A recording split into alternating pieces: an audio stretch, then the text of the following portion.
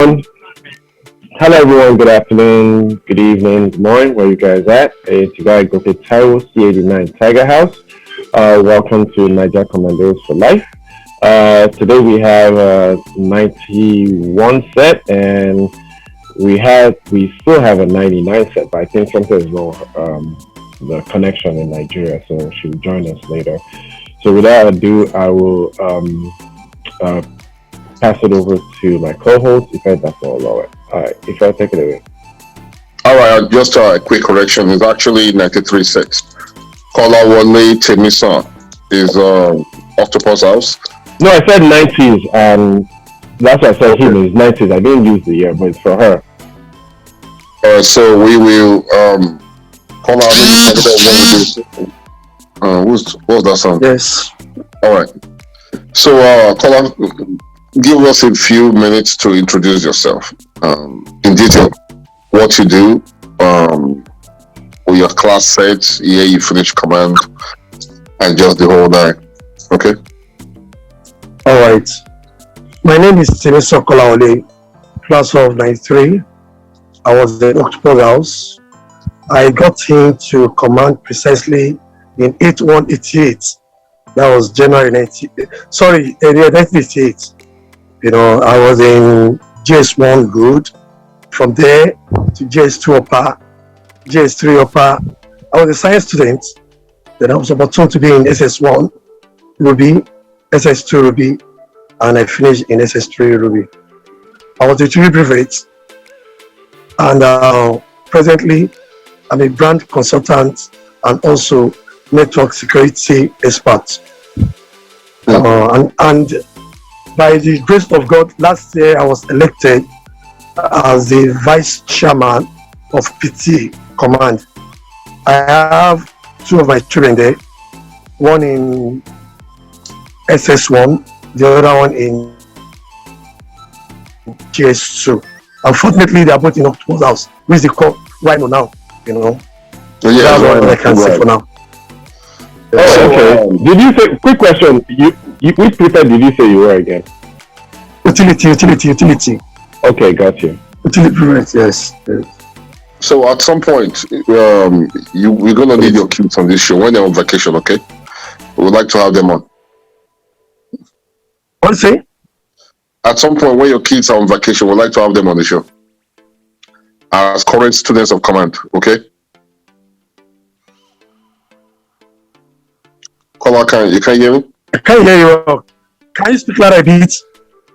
I said at some point we will invite your kids when they're on vacation, when they're on a break. Okay.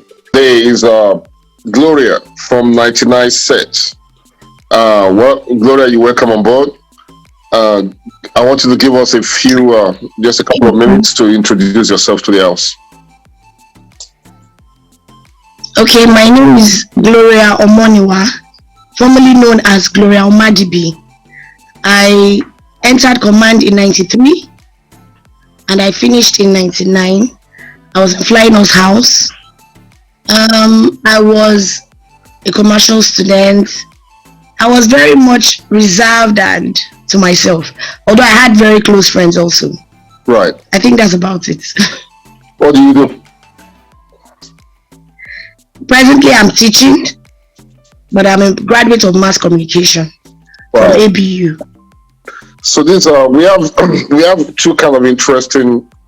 If I just want to just say before we continue to the viewers that sorry, she doesn't have electricity, so that's the reason why it is very dark at her place for Gloria. So forgive us for that one.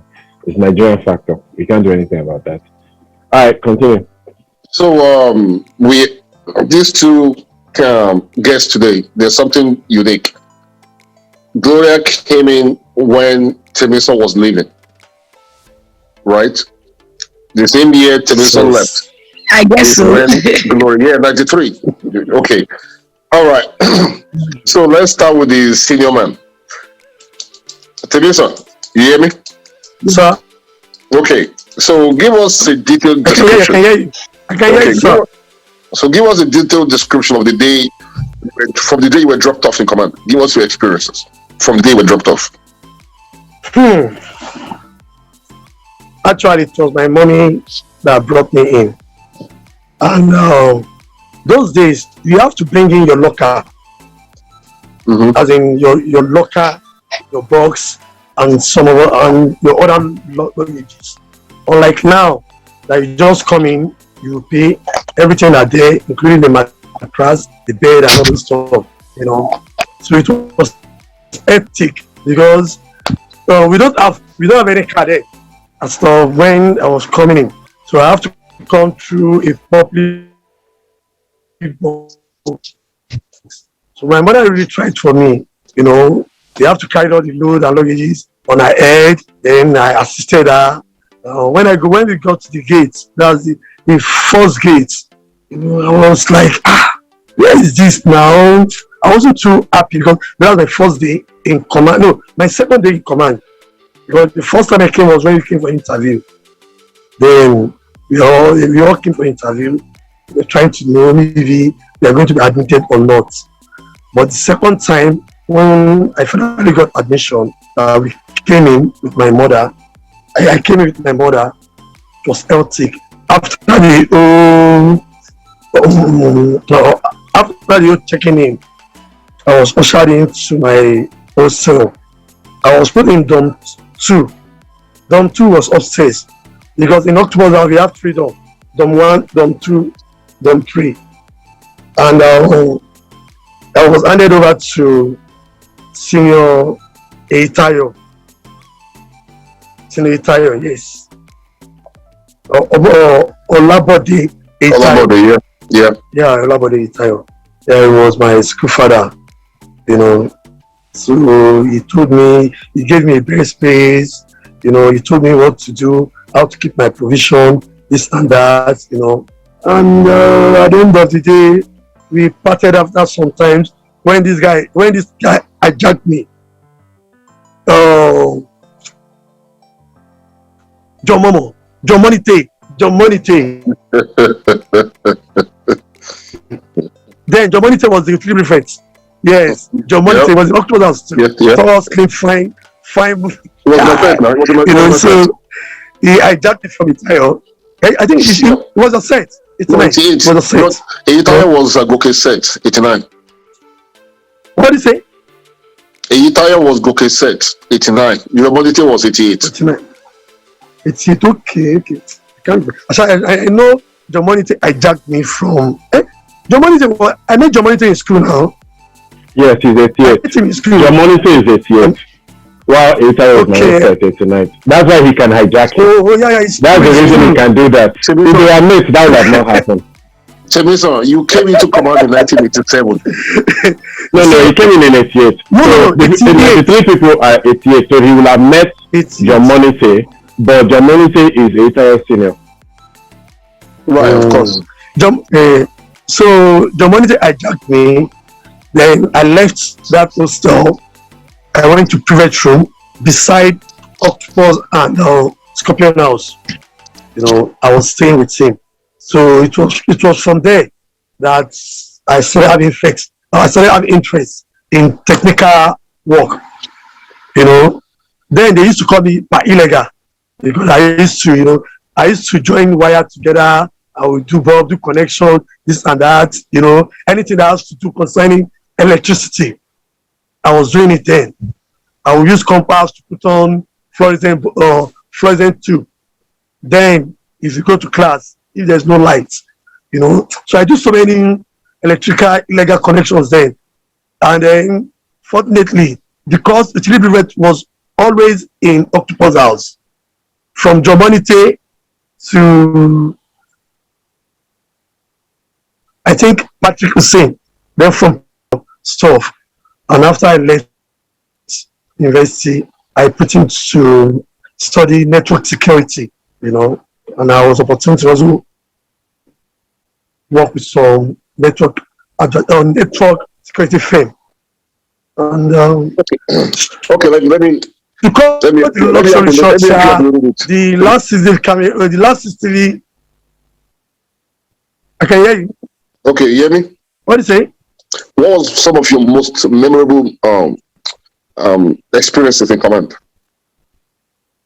Ah, it was Colonel Kutu. Colonel Kutu. Actually, I was a private.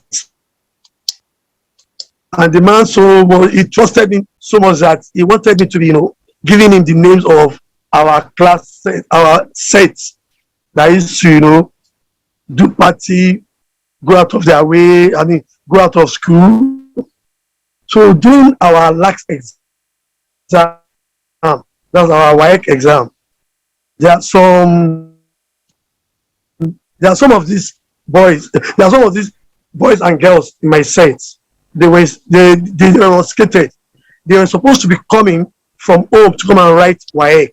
So they all came to school to sleep in school, and somebody came to approach me. Oh, that's on the day of Sunday. Came to me. They said, Timiso, please, can you help me? All these girls, they're not supposed to be in school, and they're going to do a roll call. That's commandant and every other person. But you have a secret room in GS3 block. That's GS3 block. There's a toilet there. Can we keep them there so that by the time they do the check, by the time they do the roll call, they are not going to see them. Then after the roll call, they can now go back to the hostel and write the exam. I said, no problem. So, and I'll find a way. Before they started, they started that roll call around 12 midnight. So around 10, 11, I took them there. I locked those girls inside that toilet. No, it wasn't a toilet. It was a toilet anyway, but I used it as secret room, as my own secret room where I used to read. I locked them there. I locked them from outside. So, and the interesting part of it is that when they're all going around, I was with the staff, commandant, VP admin, VP academy, all the soldiers with RSM. So we're all going around, looking for them. I also went to get send me also with them. They're looking for them. I don't know when I get them the hint that the people you are looking for, that man that is with you, has locked them inside GS3 block.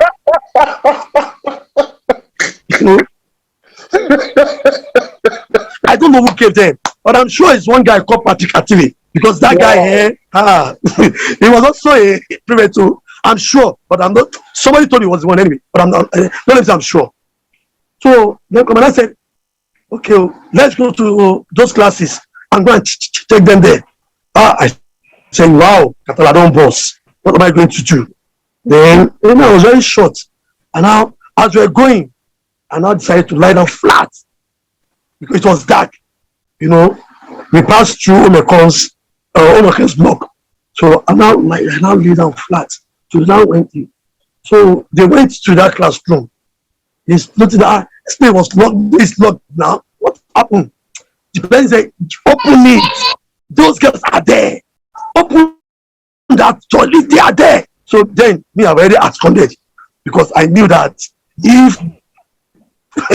if they see those girls there, and I'm with them, hey, it's going to be a very serious problem for me. So now when eventually one of the soldiers broke the padlock, they now saw them, almost about 5 or 6 of them. They brought them there. They brought them out. I also have a mattress there, So then when I knew that Kasala was busted, that night I have to jump to Omiobo, from Omiobo to Mero, from Mero home. Then we're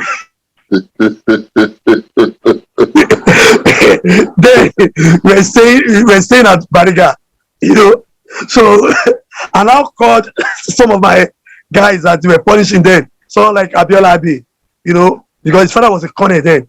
So I called his father, there was no mobile phone, that your son, they are dealing with him, he better come to school, he's not going to write exam, this and that. So and you called the colonel yourself? When I go to you called the colonel yourself? No, I used to go to the house. Oh, okay. Go to the house. I know, they say at Okota. Okay, so he knew you, okay. Yeah, they stay out of Kota. That's Colonel Abe. They know me very well. So I used to go with Abiola Abe to their house. He was my very close friend. And then unfortunately we also met in Futa. He came to Futa, as God will have it. So I now called his father that this is what is happening. So when I got home, my father said, no, you have to go back to that school. So we both came back to that school. Before we got there, Comradery was already there. So when my father got there, he could said, don't worry now, leaving that. I'm not going. You started now, you have to finish. Then Kuku told my father, you're a coup planner, that I'm a very dangerous human being. That's you, of all people. You, my private. You are going around. You are taking us from bush to bush, from class to class, from dormitory to dormitory. Meanwhile, you are the person that lock all these girls up. In fact, you're a snake. You're a this. You're a that. That's how you used to go and off generator lights. They'll do party. If I wake up in the night, I will see light around. Then it's only in command that I will not see light. Meanwhile, I'll be in party, sun all the way from small dining hall. Hey, you, they told me, but I didn't believe. But with this, in fact, I will deal with you. So did he remove you as a utility prefect? Did he remove you? No. It's not easy to remove it right now. Because you only train one person. They removed them. Who told you that? They removed them in the past. But I mean, this is what's kind of appalling to me. With everything you did, this is what's appalling. With everything you did, the whole deceit and lies, and then you even exiting the school without authorization, and you still kept your position as a prefect. Something wrong with that leadership. There's no way. That's where Goke is coming from. You should have been removed from that position. I'm surprised. We are writing an exam. Lawa would have removed you. Instantly. If I would have Obidipe, they will have removed you. They don't even have time for nonsense. You see. Yeah. Now, let me tell you the truth. I wasn't on bad. I wasn't on bad list, on blacklist. Who could know the people that he was looking for? Mine is even is minute. So okay, question: was your dad a military officer? Yes. He was. He was an officer. He was. Okay, that makes sense. Yes, What rank was he? So my own case was in short is nothing to him. All what he just wants to do with he wants to deal with me. I mean, for deceiving him. That's it. But at the same time, he didn't know that I went out to. Okay. But this is when you came back with your dad. This is when your dad brought you back. Now, of course, they were looking for me now. Hey, wait, hold on. You said when you came back, you saw Colonel Abe there, and you and your dad came together. That you will be sure that you went out now. How did you come with your dad together? He will know now. Don't you think you are the first gate? Tell them when military officers come. No, he knows you went out. That's why I said his leadership is lacking. Let me tell you, you couldn't have done. You could have never done that with Lawal or Obidipe. His priority. Yeah, wait. Okay, Teresa, more than wait. Let's take a break a little bit. Gloria, let's shift to Gloria for a second. Teresa, I guess some other questions for you. I never knew you were that much of a bad boy, but I'm going to shoot to Gloria for a minute. All right, okay. Gloria. Now your turn.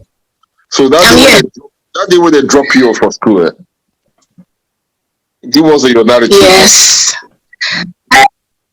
Okay, I had mixed feelings because initially I was very excited, but when we got into command gate, and the gate is very far from the assembly hall where they check you in, I started wondering, where have I come to? Anyway, I was a bit nervous, and I was also a bit calm because my elder sister just finished. I think she was Temison's set. She also finished 93. and she just finished. I was coming in, so she was just telling me, "Don't worry, you will enjoy yourself," and blah blah blah. So she handed me over to Senior Yinka. I think Senior Yinka was in SS2 then. Senior Yinka, one of the people in the chapel. I think she was a chapel. So I got in and they helped me carry my things from the assembly hall down to the hostel. So I got there, I met my school mother, I saw some of my colleagues, my mates, school sisters, and I tried to settle in anyway. Is Teviso still there? Okay, while she's getting back online, you do some things for Command right now. Before I even get there anyway, how do you think Command actually helped mold you from a boy to a man? With all that regimented experience you went through, even you having those leadership role as a teenager to now as an adult, what was the transformation like with Command playing a role? You see, Command has really prepared me for the challenges, you know, for the challenges of the future, especially in terms of my technical ability. Because I went to Command, right, and in the technical experience I had there, you know, with all this electricity, all this kind of stuff, you know, really prepared my mind, you know, to be an inventor, you know, that's kind of engineering aspect of it. Though I'm not an engineer, you know, but at least I really prepared my mind for that, and that was what made me to go to FUTA. And another thing was that because I was in Command, there is this subject that I did then, technical drawing. Mr. Jatu was our teacher then, you know. So because of that because of that subject, that technical drawing that I did, when I got to FUTA, right, there is this general course that we do, MEE, Mechanical Engineering Drawing. It's composed for all the students. So anybody that have not done or have not had any experience in that subject, technical drawing, yeah, is going to find it very difficult, you know, to pass or to really understand. And because Command has prepared me, I was able to do that subject in Command. When I got to FUTA, it was like a business. All the girls, everybody, I was doing their assignment for them, collecting money, you know, here and there. And then that really made me to be very good in mathematics, you know. So at the end of the day, Command has really prepared me, you know, to be agile and also I'm a go-getter. I don't believe that there's nothing that is impossible. So that is part of what Command has, you know, has prepared me to be. Then and that was why no matter what someone will pass through in Command, by the time you come out, you see the difference among Command students and every other student, maybe day or every other in the school. There's no pampering in Command. There's no pampering. You have to pass through the thing, the thick and the, you know, business with my colleagues and also in my marital life. And that was why I decided to, you know, allow my children to come back to Command. And that's so that by the time they leave Command, if they're in, hello? Yeah, go ahead. Can you hear me? Yeah. Okay. By the time they come out from Command, if they're in university, for them to experience hostel life is not going to be a new thing because they are once in the hostel, they are coming from boarding school, and that really also helped me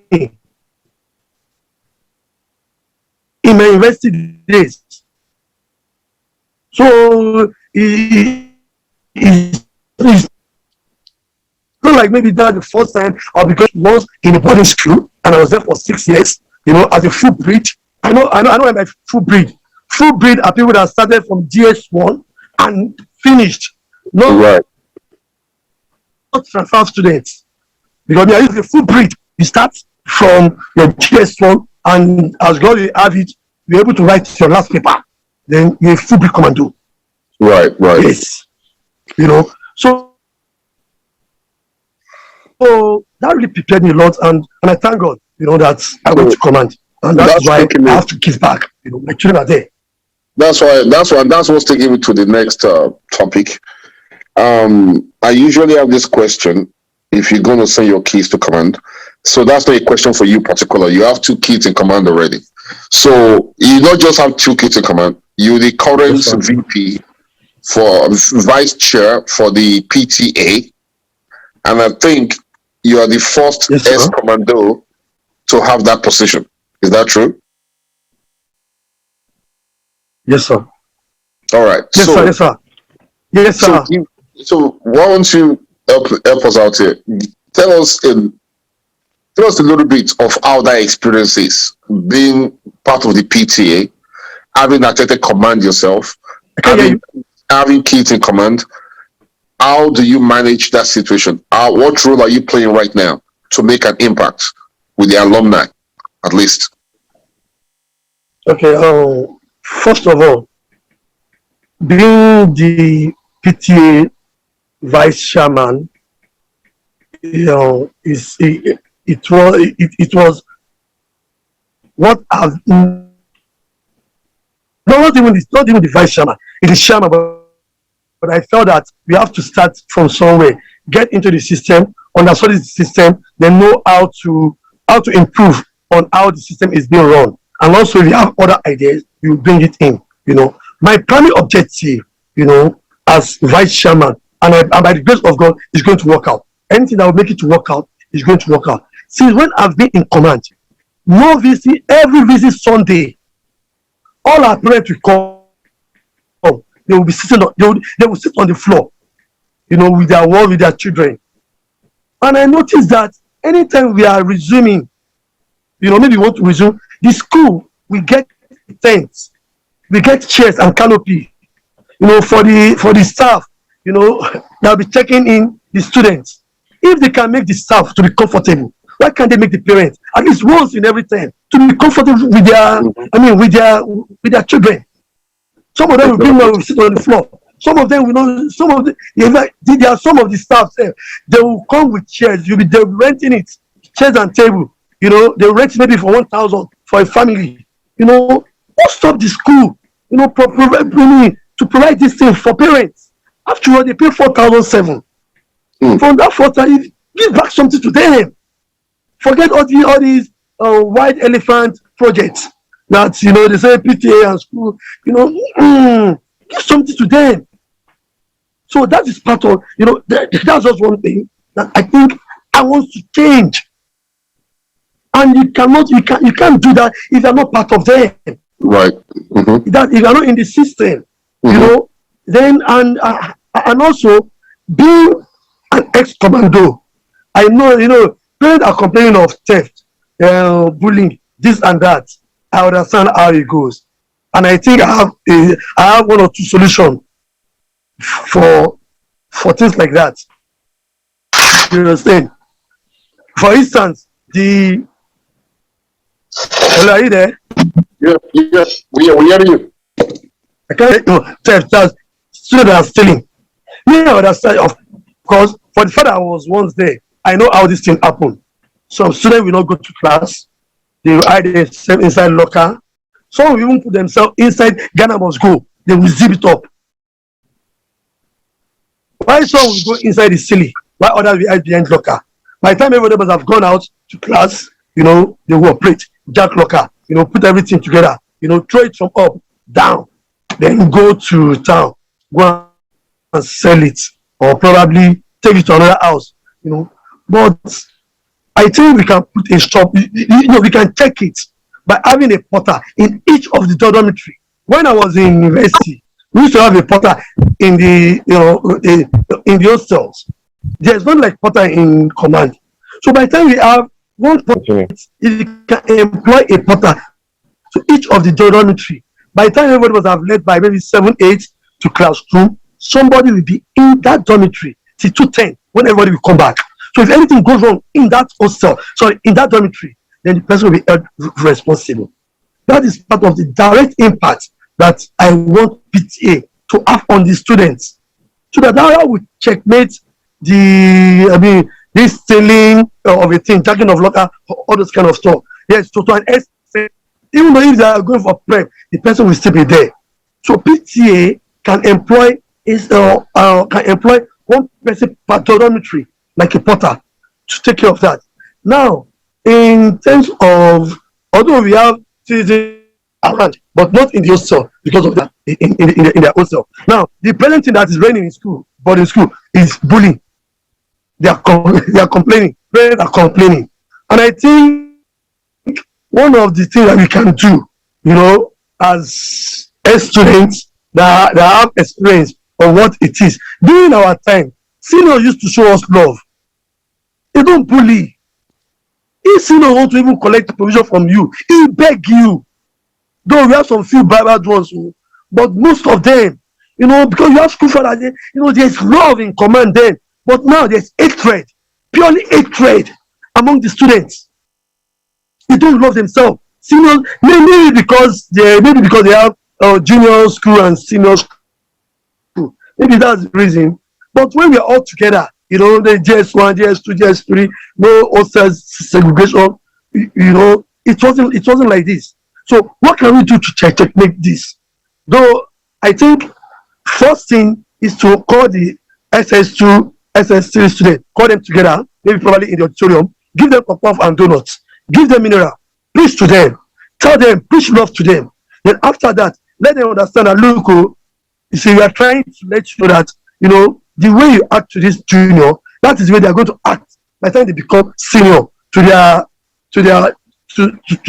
juniors too. But if you show them love, they will show their juniors too. By the time they become senior, they will show them love too. So, but for those of you who believe that, man, you believe in bullying other students, we want to come up with ABS. What is ABS? Anti-bully spy. Anti-bully spy are voluntary spy. That's students that they will just write down your name. Once you are maltreating other students, it's not that student that will report to. It's just spy that will write down your name. Give the name. That at so time, as 3 a.m. So junior, so senior woke up XYZ junior, to go and wash his clothes or to go and do this or is punishing this person. They will just write your name secretly and submit it to the school authority. You'll be surprised. They will just come and call you in class that you did this, you did that. That will checkmate. Because they don't know who is you. They don't know who is. They don't know who is looking after them. They don't know. So by the time they must have dealt with maybe 3 or 4, 5 students as scapegoats, others will sit tight. Then we also have something for the teachers. The temporary teachers are complaining too much. They are complaining too much, and they believe in PTA, that PTA can do something.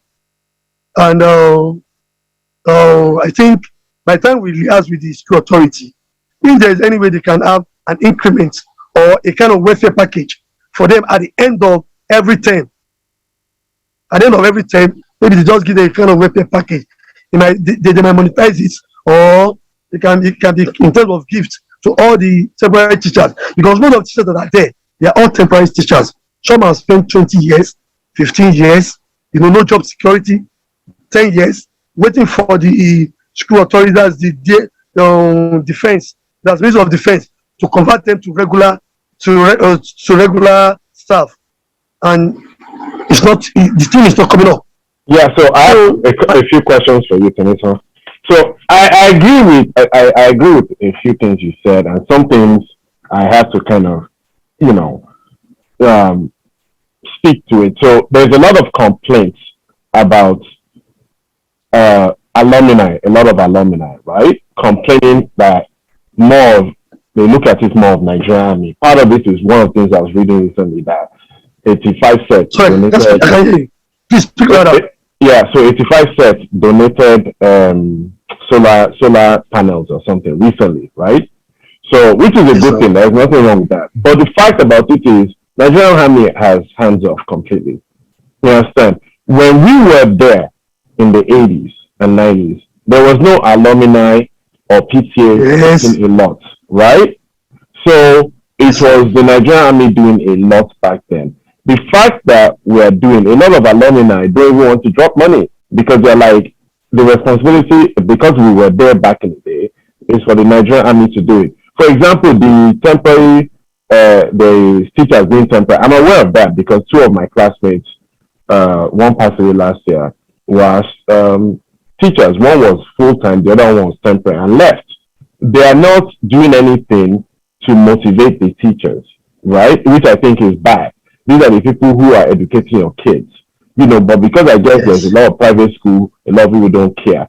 You understand? A lot of the things that Alumni has done has been fantastic. The fact that Nigerian is not doing stuff is really irritating personally to a lot of alumni folks, and that's why some people don't want to donate. We do it, but the fact about it that they need to do more. That why is the PTA, apart from engaging with the commandant and the school, I understand, why don't you guys come together with other command PTAs, because there are a couple of commands, and come as a unit to communicate with the Nigerian Army headquarters and stuff, because the truth about it is they're not doing anything. It is really irritating. You understand? So I know command Ipada alone cannot do it. Part of it is you guys work with especially the first four commands, right? Kaduna, Ibadan, Jos, maybe NMS.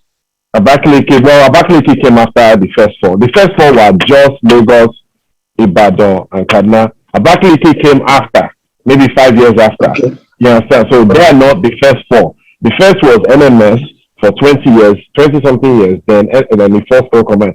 Yeah, you can bring Abakaliki into it, but they are not part of the first four. But they need to come together as a unit.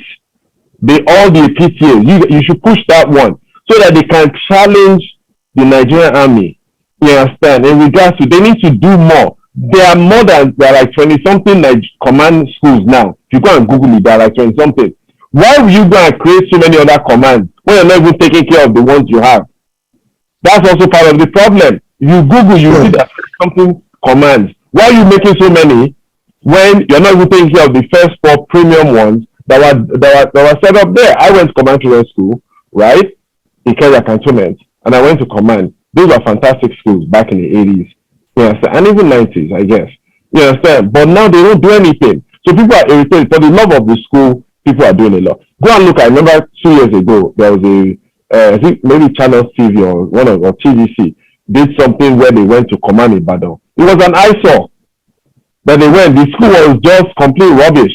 And I think maybe that's why Ibadan people don't want their own school to become like Command Ibadan. I don't know if Command Ibadan has done something to correct it now, but this is like in 2017 when they were doing 40th anniversary. The school was an eyesore. It was disgraceful.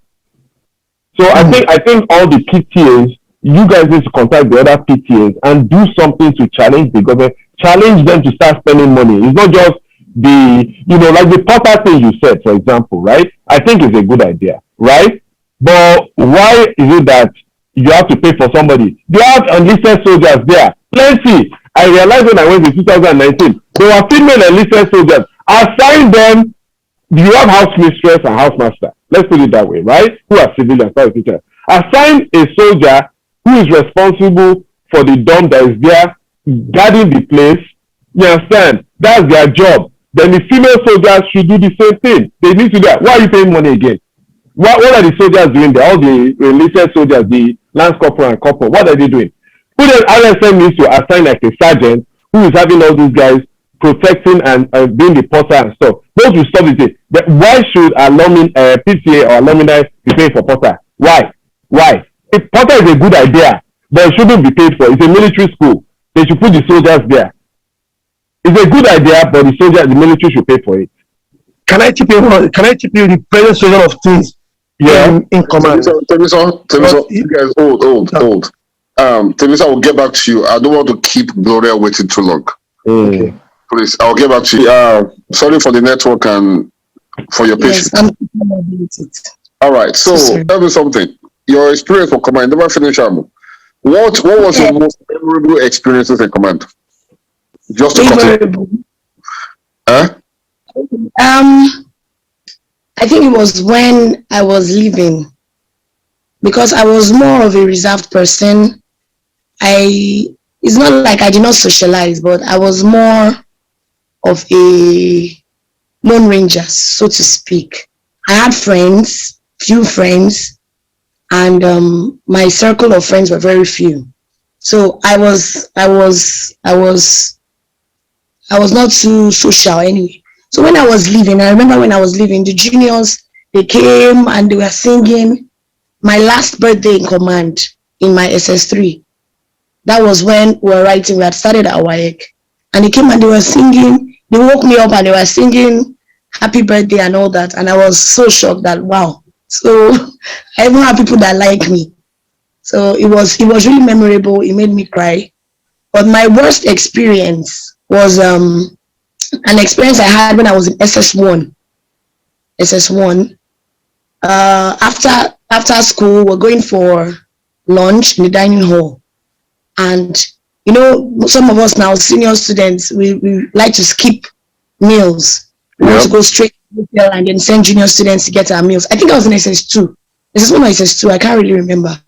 So I remember I didn't go to the dining hall, so I was by the gate. And I was waiting for them, so I'll go in. And at that time, the security man in charge of our hostel had locked the gate. So he was inside, he didn't open the gate. So I was just standing there. And then before you knew it, before they rang the bell for lunch over, people started rushing towards the gate.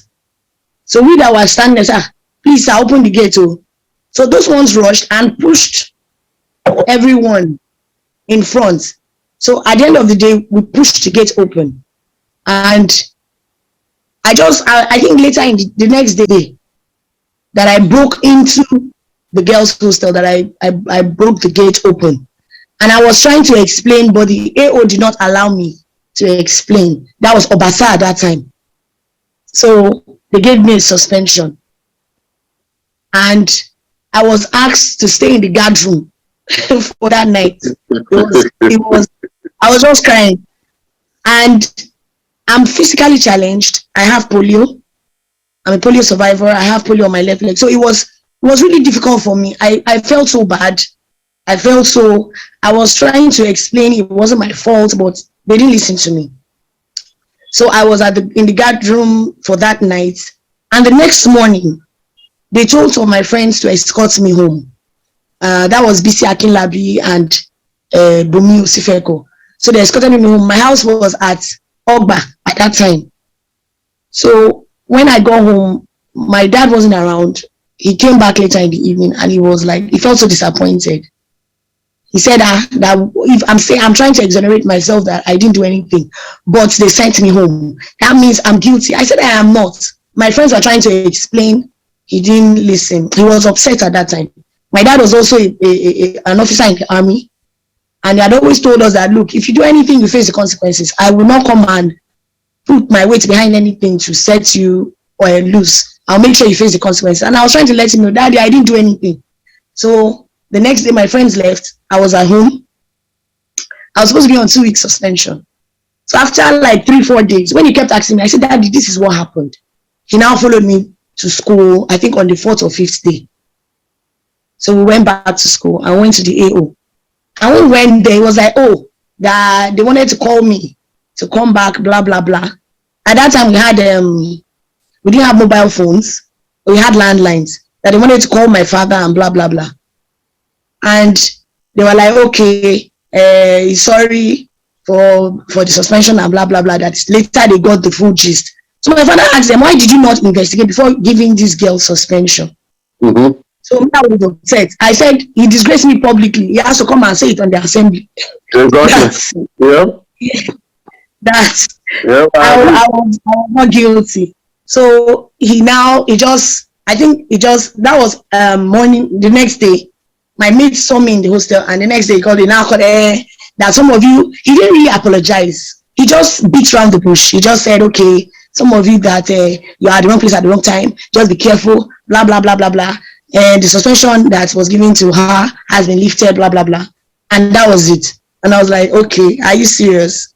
So it was a very nasty experience for me, because I never ever thought I would, face that kind of suspension, leaving school in a very, very disgraceful manner. But thank God I was exonerated and I came back.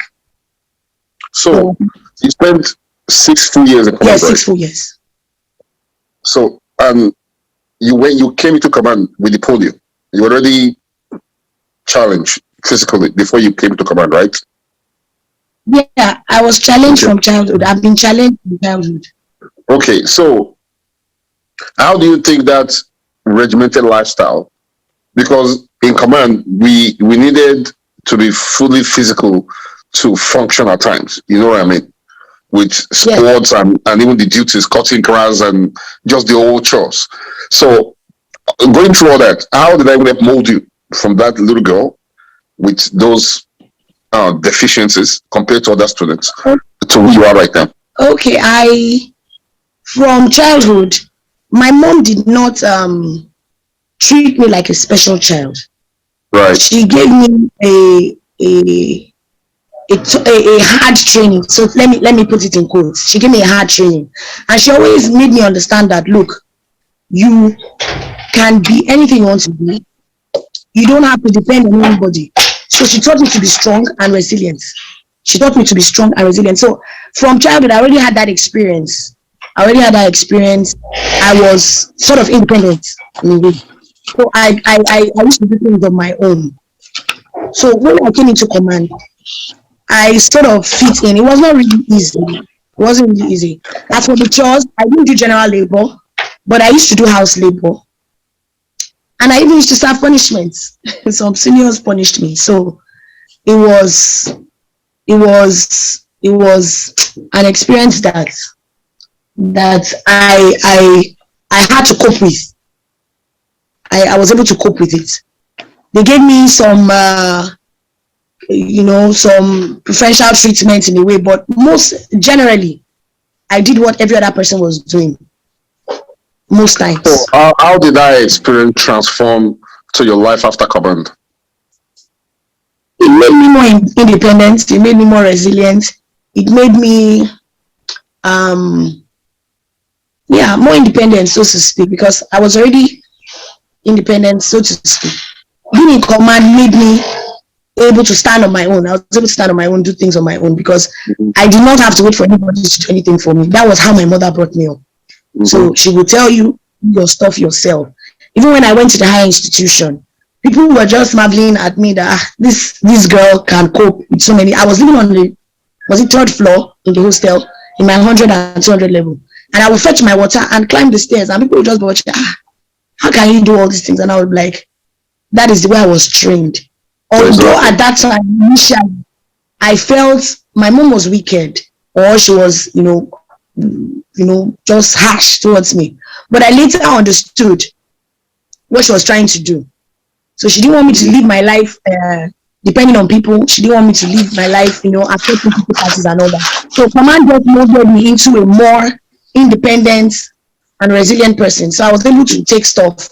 I was able to, face the hard life and just, cope with this difficult situations. So let me ask you, how many kids do you have? 2. Will you send them to command? 2 children. No. Oh, wow. Not with the way command of then is not command of now. Okay, wait. I don't know. Okay, I have somebody. Tell me something. Yes, sir. Being the chairman or vice chair of the PTA and an ex-commando and somebody that have 2 kids currently in command, I want you to convince Gloria why she should send her kids to command right now. Gloria, can you hear me? Yes. Gloria, are you there? Can you hear me? Yeah, I understand that you don't want to send your kids to command.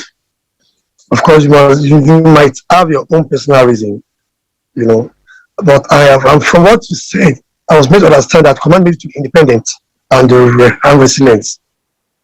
Apart from the fact that you were physically challenged and your mother did not, treat you like a special kid. among our children. Why you why do you want to now make your kids to be no please let me learn. Okay, I'm listening. Why do you want them to be that? Why do you want them to have that special treatment which your parents did not give you? No, it's not like I When want at them the to end have of the special day, treatment. there's always light. Wow, You know, there comes the I face. hello? Now we can see the face. Okay, I think one of the reasons is number one. I think the military are not.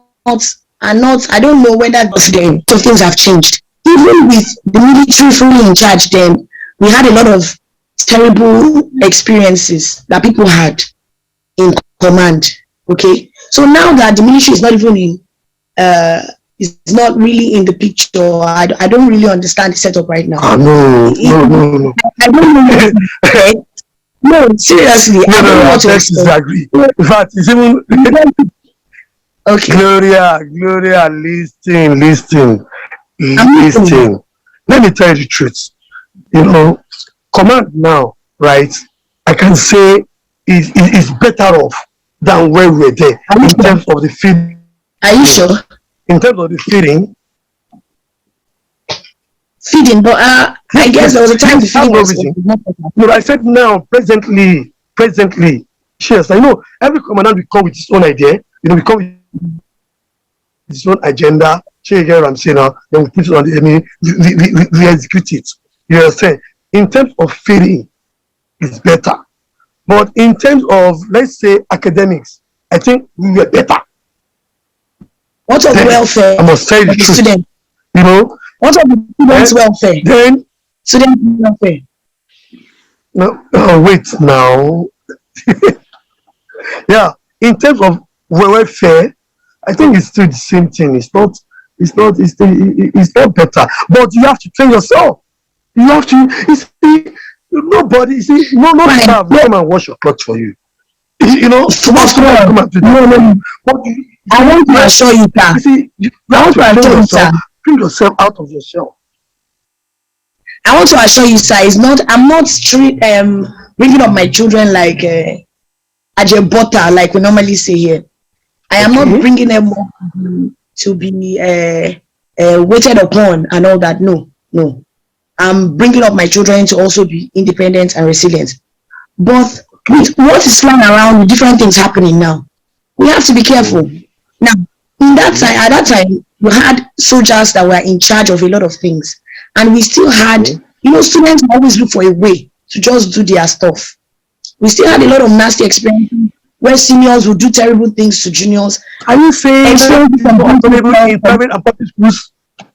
Are you saying that it's even worse in these schools? It is, but for the fact that we are in command, we expect a level of security. Now, if I am bringing my child to that school, I expect that my child should be well catered for. I'm not saying do stuff for my child, of course, but when you talk of that welfare, what is the guarantee that you say somebody will not maltreat my child or bully my child or even inflict harm or make my child start doing stuff that they're not supposed to do? That is the guarantee I'm talking about. So if you're saying their welfare is being catered for, fine. But when you were there, was there such a guarantee? No, when you were there, was there such a guarantee? That's what I'm saying. When I was there, the military was still in charge, and I still, even with my challenge, faced my own assistance. They are still in charge now. In fact, let me tell you, my sister, the military are still in charge now. In fact, the military that we have there, they are short-staffed. If they are short-staffed, that's a problem. They don't have enough. Because of security challenges, was saying that why should we have a porter? Why should we bring in? Listen to my sister. She was asking a question. Why should we have a porter in the hostel? Why do you have this? Let me tell you, the military that they are short-staffed. That's why they brought up Mesa down to the school. Presently now, since 2 terms ago now, they brought up Mesa. They are 10 in number. There's an Mesa van stationed right in the school. as I speak to you now, right? Their duty is strictly for in case if there's any attack from outside the school. They're always there. The threat is not from outside the school. Stop that. Are you getting my point? No, one thing, in case maybe people are coming to kidnap or something like that. No, the threat is not from outside. I'm not talking of the external threat. I'm talking of the internal threat. Right. I think if I can, let me see if I can chime in here. I think I understand. I completely understand where you both are coming from, because I've worked very close to the current alumni, the ESCO. We do a lot of stuff with the school. We've been there recently, and I know exactly where Gloria is coming from, because I remember when I left command, I hated command because I went through a lot of abuse, a lot of physical and emotional abuse. So the where Temiso is coming from, if you compare Gloria to where you were there, we were there in the 80s. It was actually worse. Okay. The kids now, they're kind of in cruise control compared to where we were there. It's not as bad, Gloria. Trust me. Those guys, we interviewed some of those kids. Joy, Joy, Teniso. We interviewed our kids, and command is different. The kids are actually, they're good. They're okay, and they're juniors. I'm like, back in the days, we were terrified to talk about command. So from where he's coming from, you don't think command is like where you were in the 90s. It's different now. Those kids are sheltered. They're protected. Even the boys are now wearing long pants. Everybody's wearing trousers. Yes. Because of mosquitoes, they split the dormitories into two. They have the junior quarters, they have the senior quarters, just to avoid bullying from those seniors. Yes. So they have all these soldiers. Even the girls hostel, they have female soldiers protecting them. They don't want male soldiers going into those girls hostel anymore. So there's a lot more protection that's going on right now compared to where you were there, Gloria. And that's just something I know for a fact myself. And we've had many kids. We have some kids that came on this show and shared the experience with us. And we were like, me and Guki were like, this is command. We're shocked. They're living good, to be honest with you. They're living good. You should see their plates, the plate they eat with. They have like 4 different sections, or maybe 6 different sections. I was like, they fill that plate. I say, wow. So now we suffer for commando. All right, so I won't take you guys too long. I know we'll be here for a while. We enjoy all the conversation. Temiso, we thank you for what you do as an alumni. There's a question that you asked that I need to PTA. We'll get to that before we leave. Temiso, which one was that again? No, this PTA having it. Saying you guys should liaise with other PTAs. Yeah, because the army is not doing anything. Let's be honest about it. And so I got where Gloria was coming from. One of the things she was talking about that the army is not being engaged. There are facts to that in regards to the upgrades of infrastructure. That's mostly alumni that does most of those. Maybe a bit from the PTA, but mostly alumni. Let's be honest about that one. You can come from. There's a lot the army is not. It's not just Ipaja. Even other commands that I speak to, other people that went to the first 4 commands, either Kaduna, Jos, or Ibadan. They complain about the same thing. So if everybody are complaining about the same thing in the first 4 commands, why are you guys not coming together as a unit? Get the PTA heads of the OPA. You guys have a roadmap of where you want command to be 10 years from now for the kids and everything, and action plans and what is the army going to do. When you guys go as a unit there, you have more say to be able to bring it's not the commandants, it's army education in Yaba and army defense headquarters too. That's how you guys challenge the norm. Not everybody can afford a private school. Everybody complains about how much tuition for private school is expensive. That's a fact. So if they're going to make the kids, if you go and lay out that the alumni that went to Ipaja since when they first said graduated in 82, a lot of them are military officers, top military officers, major generals. The command Kaduna, the current Air Force Chief of Army Staff, Chief of Air Staff in Nigeria right now, went to command Kaduna. These are coming from. So you have a lot of top people going there. So why?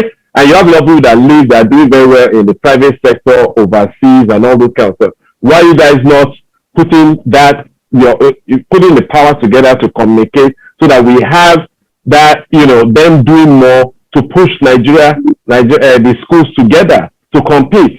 Not everybody can afford private schools. Sir, but we are going to understand that charity begins from home. In a situation whereby we PTA in command, right? Do you know that I've been asking them for PTA constitution? I cannot imagine. I'm in an association where the constitution is not made available. I asked the former VP admin. Says she had never even seen the constitution.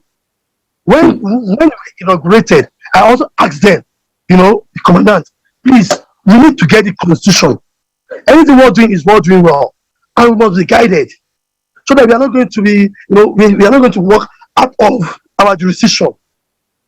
He said, okay, that they will get it. They will get it. So now, if we don't even have the constitution, right, how can we even operate? Before I decided to go for that election, I asked the president secretary, please, can I have the constitution? He said later. And on getting there, I now realized that they are not even ready to make the constitution available. I'm telling you. So I have to be finding a way of getting it. And by the grace of God, I will get it. Because I've been to the headquarters, that's at Yaba, trying to lobby one or two people. Let me just get it. So with that, the point I'm trying to say is that you can't do that alone. It has to be collective. So if you are trying to make change, right, let it be unitary, meaning get the folks from the other three first set command. So Ibadan, everything, and you guys challenge together. You cannot challenge alone. I'm telling you that. I'm not challenging them. What I'm saying is that we have to, look. We cannot continue the same thing and expect different results. But that's not the same thing now. What I'm telling you is something different. No, I know it's not the same thing, but you must start from somewhere. Yes. One, we don't have a constitution that we are operating with now. I've not seen it, and I'm asking for it. If we have that, then this thing that you are saying now, we will know what to present, how to form a united front. Okay, so let me give you an example. Before the current alumni president came in, right? Yes, sir. From what I understood, command was dysfunctional. When Taiwo came in, it was functional. Yes. There were a lot of challenges, especially with even the results, right? When Taiwo came in as president, she looked at what the issues were and the priorities. Over her term as president, which is ending this month, I believe, a lot of changes have happened. She's rallied the alumni around to be able to do a lot more, right? So I'm expecting the next president that is coming will continue on the roadmap of what she's doing, but also do more. Do you know where I'm coming from? And also not just do more, but also get the military engaged. So where Gloria was talking earlier about the military not being engaged, she's right to an extent. There's a lot they're not doing. When we were there, we are not responsible. There was no alumni doing a lot of building infrastructure. So there needs to be more in regards to bringing the military. It is their school. It's not a private school. It is a government school. It's not owned by the private. It's owned by the Nigerian Army. They say the commandants are assigned to Army Education in Yaba and to MOD. So there needs to be more done to bring the schools up to par. We are living in a global village right now. Almost everything is done with technology, even medical doctors, whatever is technology. In the last couple of years, the school has become a center for jam. they have computers, they have a lot of things. Yeah, but they need to think out of the box on a lot of things to prepare these kids for the future. It's not, we were prepared for the previous economy and had to develop ourselves. So also graduated years ago. The schools are changing, things are changing. They need to look at, okay, the curriculum, things like that. And those are the things where the PTA from Ipaja cannot do it by yourself. You need to come together as a conglomerate with other PTAs of command to be able to push army education to do more and reorganize a lot of things. Yes, the little things about bullying and stuff, I agree with those ones. But I'm talking of moving the schools to the next level. I think Ipaja, out of all the first 4 commands, right, even with Abakaliki, if you add that was the 5th one, have done much more than other commands have done. NMS, they collect their money that they depot, Nigerian Army depot, they are very close to each other. So, but commands on a different level, they need to fight it. You guys are fighting a losing battle by doing it by yourself. It's same thing even when I spoke to Taiwo one time that the alumni heads to come together as one unit to be able to do, even if you go to Obasanjo, who has set up that school, to get that influence. For him, it was during his administration in the 70s, they set up command on influence to be able to make some changes. Then they need to do it. The schools need to change. We're not doing it. Yeah, you're right. That is true. If there's no collaborative effort, it's just going to be one cell making noise. It's one cell. You're wasting your time. Collaborative effort. If not, because there's more to number. There's more. Yeah, there's more to number. And you have senior military officers that went to all these command schools that are even retired and all that. Even if their kids are not there, but it's a pride that you went to those schools and stuff like that. Just like people that went to different universities. You need to come together, get more influence. Obasanjo is still alive, who helped set up the school during that time, amongst other people, to be able to influence the current people over there to do more for the school. Look at what Ipaja is doing. Yes, I don't know too much about the other commands are doing things. I do know about that. But Ipaja has done way more than the other commands. Ipaja has done a lot. But I'm talking of the alumni. They've done a lot. So they need to, but it's like that. When I talk to my friends who are alumni, they, even though they're happy that they do things, but they're irritated. Really, they're irritated that the army has hands off. It's like they don't do anything. They're actually irritated. That's personal conversations behind the scenes.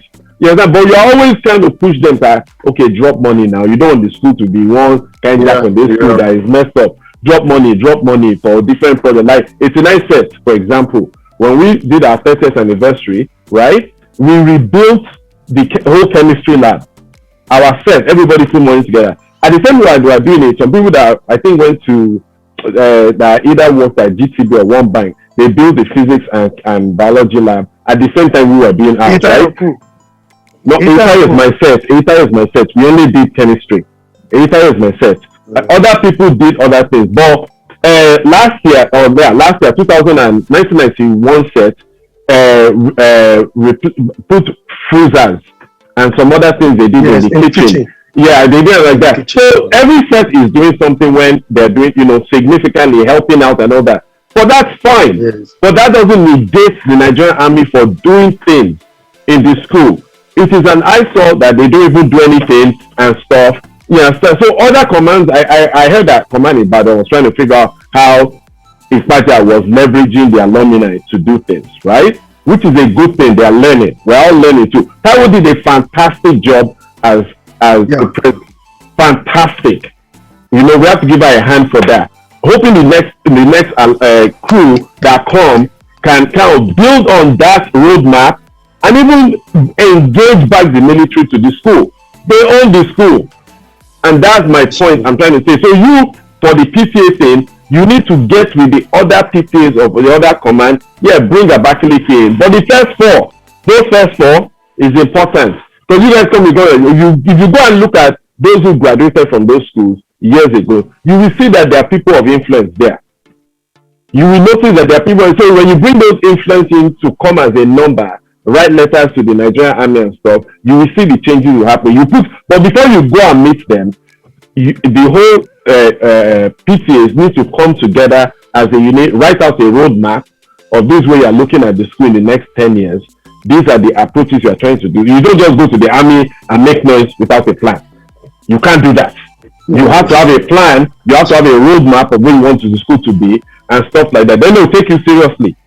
They'll take you seriously as a PTA. You engage the alumni too. So if the noise comes from the alumni, the PTA, and everything, and you have a roadmap of, that's for you guys over there who are on ground. I can't tell you what to do. I don't live in Nigeria or going to school, but you need to put activities of where you want the school to be. Talk to current parents who their kids are there, yes, and those who just graduated from there, the people who just finished from the school, what they think can improve. You understand? For example, you can have a survey sent out to people who just finished from all the commands. What do you think can be improved? Every set that finishes should be doing a survey that you guys are collecting the data. That's how you can create an effective roadmap.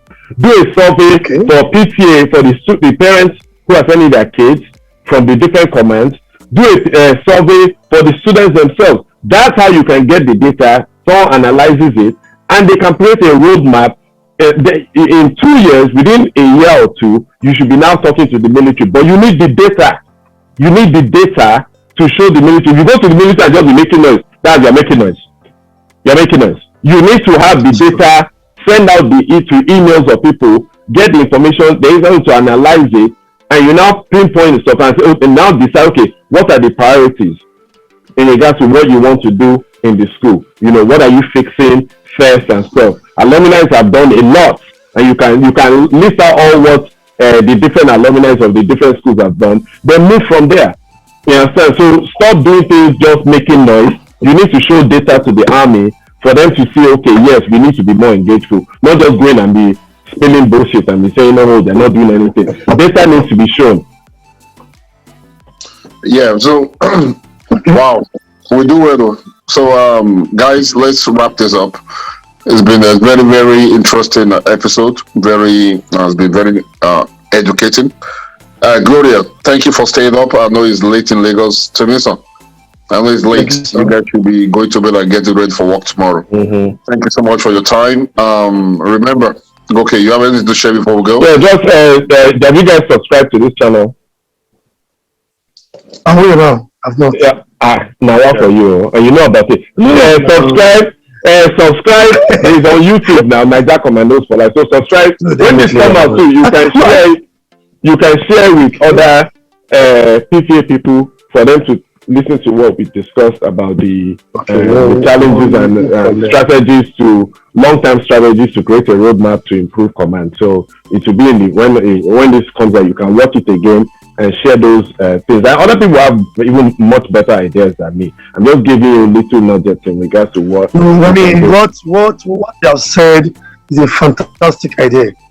Concerning the survey, concerning having a common font with the first form. I think it will go a long way too. Yeah, bring Abakaliki into it because they are the number 5.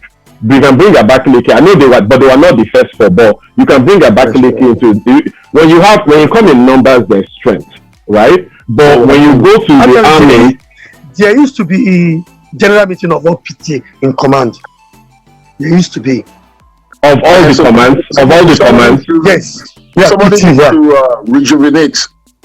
There used to be. So I think I will find out more. Yeah, push it, but do that survey. Doing Survey Monkey is free. It's free. It is very, very free.